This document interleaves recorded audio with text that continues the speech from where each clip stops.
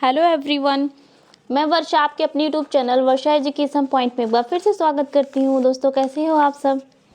आशा करती हूँ स्वस्थ होंगे, अच्छे होंगे। आप लोग की स्टडी भी बहुत ही अच्छी चल रही होगी। दोस्तों, आज की क्लास में हम लोग अपने आलोचना से संबंधित जो भी महत्वपूर्ण प्रश्नों को सॉल्व कर रहे थे विथ एक्सप्लेनेशन से। आज दोस्तों फिर मैं आपके सामने बहुत ही अच्छे प्रश्न लेकर आई हूँ। एक एक करके दोस्तों प्रश्न भी सॉल्व करेंगे, साथ ही एक एक ऑप्शन जो दिया है उसमें अच्छे से मैं आप लोग के लिए एक्सप्लेन भी करूंगी ताकि रिवीजन भी अच्छे से होता रहे। तो जैसे ही आलोचना खत्म होगा दोस्तों, अब अगली क्लास आप लोग बताइएगा कि गद्य साहित्य में क्या स्टार्ट किया जाए, निबंध स्टार्ट किया जाए, कहानी या नाटक। ठीक है, और बाकी जो मैं आप लोग को आधुनिक काल पढ़ा रही हूँ वो तो कंटिन्यू चलेगा ही चलेगा। ठीक है, तो आप लोग बता दीजिएगा। और बाकी आज की क्लास में हम लोग अपना आलोचना से संबंधित महत्वपूर्ण प्रश्नों को हल करेंगे।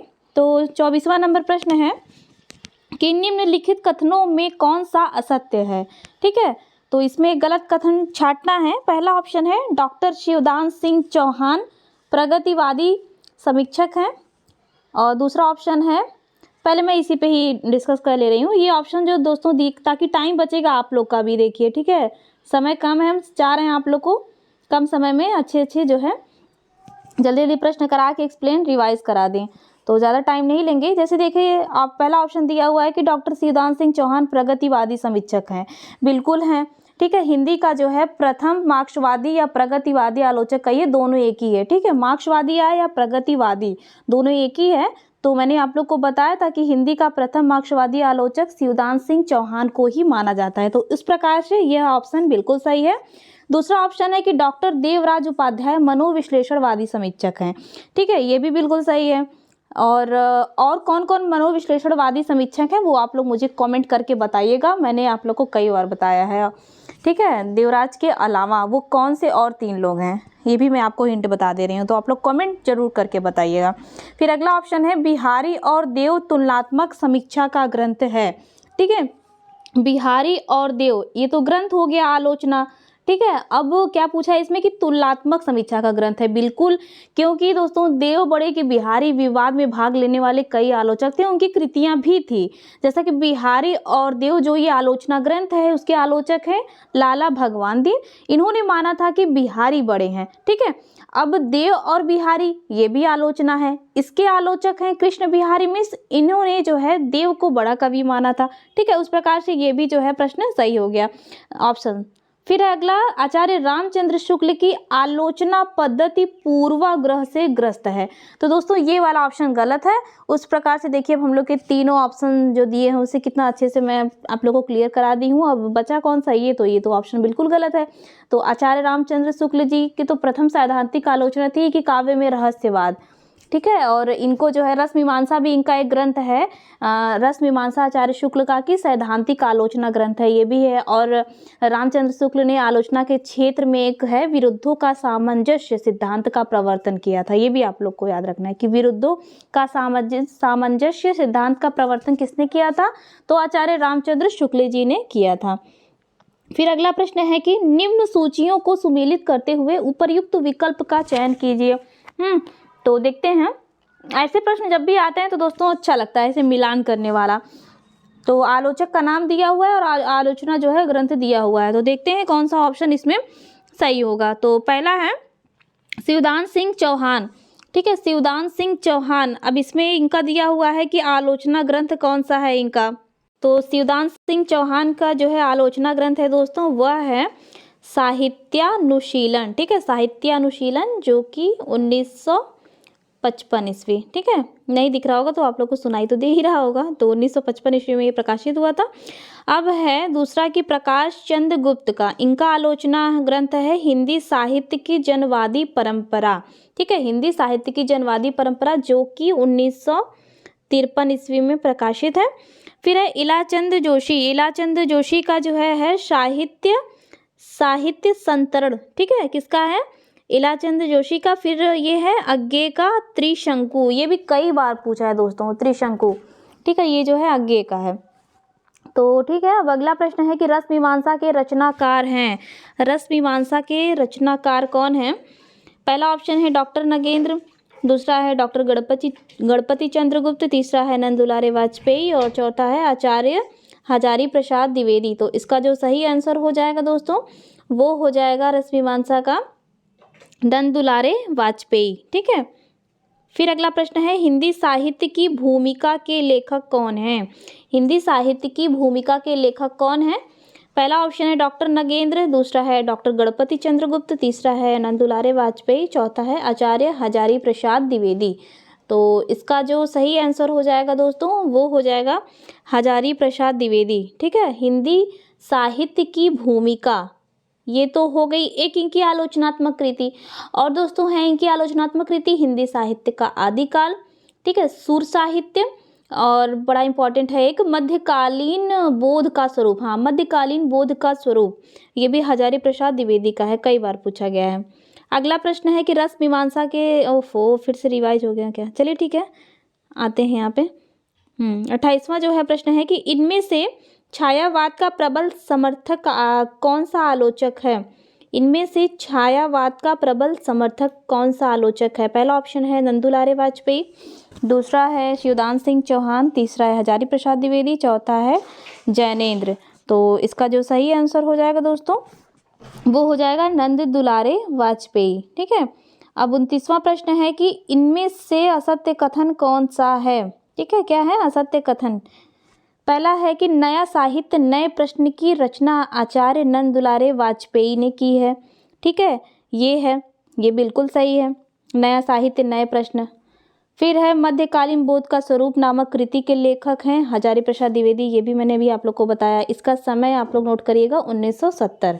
ठीक है, जिसका मैं समय आप लोग को मतलब बताती हूँ वो जान लीजिए, नेट के एग्जाम में कई बार पूछता है, क्योंकि उसमें क्या है ना, उसका जो पैटर्न है नेट का, जैसे मिलान करने के लिए आता है ना, काफ़ी ज़्यादा रचना दे देता है या फिर रचनाकारों को दे देगा, उनकी जन्मतिथि से मिलाइए, तो ऐसे कम से कम भैया इसमें 30 से 40 प्रश्न ऐसे ही आते हैं नेट में। फिर अगला है कि नई समीक्षा आज्ञे की कृति है। ठीक है। फिर अगला है कि काव्य में अभिव्यंजनावाद, तो दोस्तों ये जो है नई समीक्षा आज्ञे की कृति है। फिर चौथा ऑप्शन है काव्य में अभिव्यंजनावाद लक्ष्मी नारायण सुधांशु की कृति है। तो ये भी जो है सही है, काव्य में अभिव्यंजनावाद लक्ष्मी नारायण सुधांशु जी का है। ये जो है 1936 ईस्वी में इनकी कृति प्रकाशित हुई थी, तो इस प्रकार से सी वाला ऑप्शन जो है गलत हो जाएगा। ठीक है। फिर है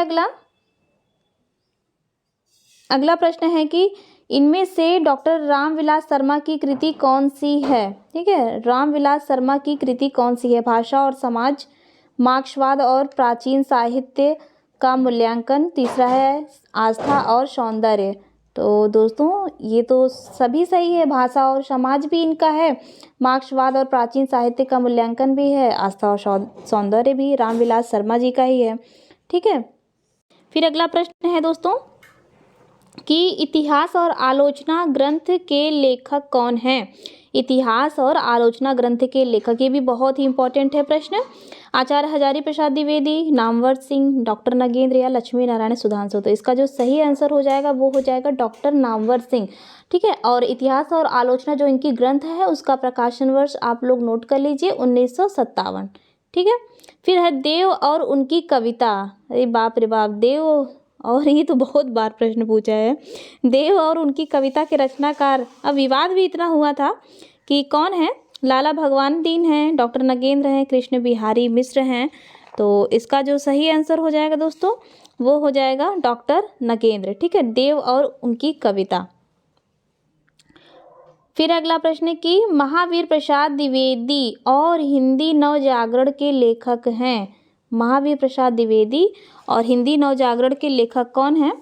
पहला ऑप्शन है भारतेंदु हरिश्चंद्र, दूसरा है रामचंद्र शुक्ल, तीसरा है रामविलास शर्मा, चौथा है डॉक्टर नगेंद्र।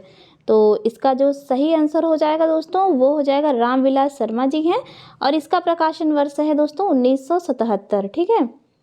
फिर अगला प्रश्न है कि कविता के नए प्रतिमान के लेखक हैं। कविता के नए प्रतिमान के लेखक हैं, ये भी कई बार पूछता है, इंपॉर्टेंट आप लोग कीजिए। ठीक है। अगला ऑप्शन है पहला कि डॉक्टर नामवर सिंह है, दूसरा है रामविलास शर्मा, तीसरा है डॉक्टर नगेंद्र, चौथा है शिवदान सिंह चौहान। तो इसका जो सही आंसर हो जाएगा दोस्तों वो हो जाएगा कविता के नए प्रतिमान नामवर सिंह। ठीक है। निम्नलिखित में से असत्य कथन छांटिए। इसमें असत्य कथन जो है छांटना है। पहला ऑप्शन है अभिव्यक्ति विज्ञान डॉक्टर भोलानाथ तिवारी की रचना है, ठीक है। फिर है दूसरा ऑप्शन साहित्य सर्जना डॉक्टर नगेंद्र की कृति है।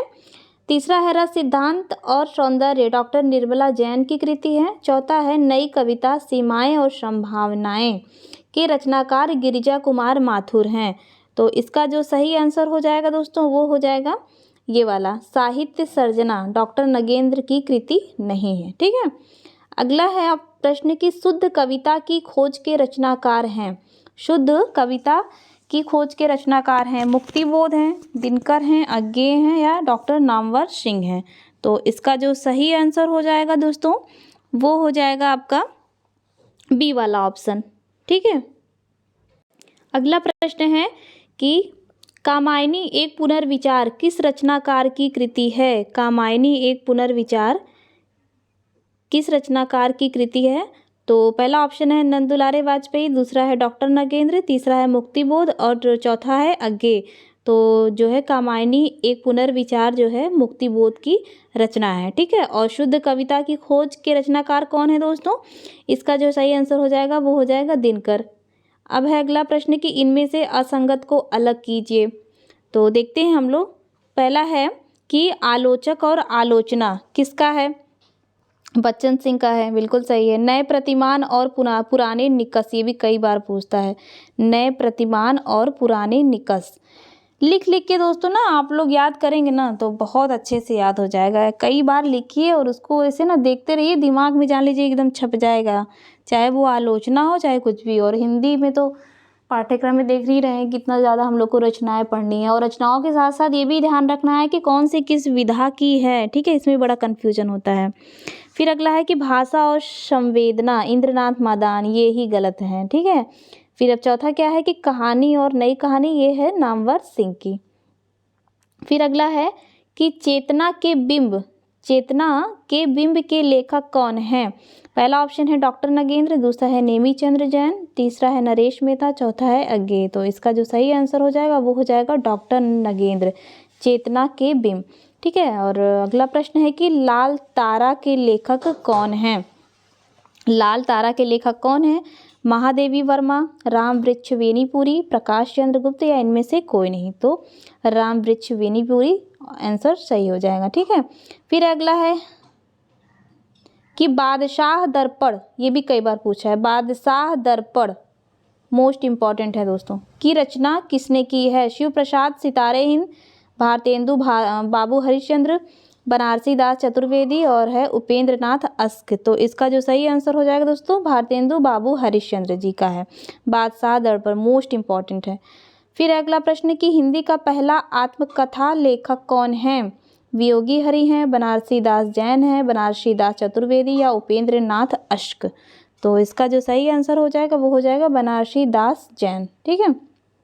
फिर अगला है कि क्षण बोले कण मुस्काए, क्षण बोले कण मुस्काए के रचनाकार इनमें से कौन है। तो पहला ऑप्शन है कन्हैया लाल मिश्र प्रभाकर, दूसरा है हरीश शंकर परसाई, तीसरा है उपेंद्र नाथ अस्क, चौथा है प्रकाश चंद्र गुप्त।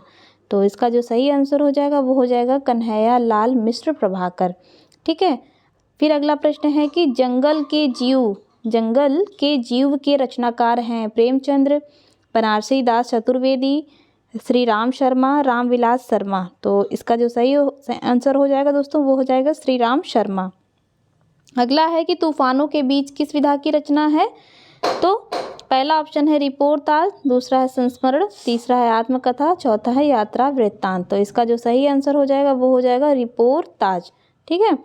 फिर अगला है कि रमा बिंदा घीसा भक्तिन, ये सब क्या है। रमा बिंदा घीसा भक्तिन महादेवी जी के संस्मरणात्मक रेखा चित्रों के पात्र हैं, काल्पनिक पात्र हैं, दलित पात्र हैं या प्रेमचंद्र की कहानियों के पात्र हैं। तो दोस्तों रमा बिंदा घीसा भक्ति ये सब महादेवी जी के संस्मरणात्मक रेखा चित्रों के पात्र हैं। तो दोस्तों आज के लिए ही इतना ही प्रश्न है और आप लोग अच्छे से पढ़ाई करते रहिए। साथ में क्लास आप लोग को कैसी लगी दोस्तों तो ज़रूर बताइएगा। और आप लोग से दोस्तों रिक्वेस्ट है कि ज़्यादा से ज़्यादा लोग जुड़िए, ताकि जब दोस्तों कुछ लोग और जुड़ जाएंगे तो हम लोग अपना लाइव क्लास साथ में, जैसे मैं अभी आप लोग से ऐसे प्रश्न कर रही हूँ, एक्सप्लेनेशन दे रही हूँ, तो हम लोग ऐसे लाइव आएंगे ना। तो लाइव आने पे क्या होता है दोस्तों, अब आप लोग भी उधर से जैसे कि यहाँ से क्वेश्चन पुटअप करेंगे, फिर उधर से आप लोग अपना आंसर दोगे फटाफट, ठीक है। डेली का कम से कम हम लोग 1 घंटे लाइव आके प्रश्न सॉल्व करें, क्योंकि देखिए प्रैक्टिस सेट बहुत ज़रूरी है। और जो एक्सप्लेनेशन हम करते हैं, कुछ उधर से भी आप लोग पूछिए, जो भी डाउट हो रहा है, ऐसे थोड़ा सा एक कम्युनिकेशन जो है क्रिएट होगा अच्छा खासा, ठीक है। तो बाकी आप लोग ज़्यादा से ज़्यादा लोगों को वीडियो शेयर कीजिए, ताकि ज़्यादा लोग जुड़ें और हम लोग जल्दी से जल्दी दोस्तों लाइव आके पढ़ें साथ में, और ठीक है। और आप लोग के लिए काम और भी है दोस्तों, और आप लोग को बताना है कि मैं गद्य साहित्य में आलोचना के बाद कौन सा टॉपिक स्टार्ट करूं, ठीक है। और बाकी तो जैसे ही आलोचना ख़त्म होगा तो मुझे पढ़ाना ही है आप लोग को, बट आप लोग बताइएगा, ठीक है। तब तक के लिए धन्यवाद, अच्छे से पढ़ाई करते रहिए आप लोग।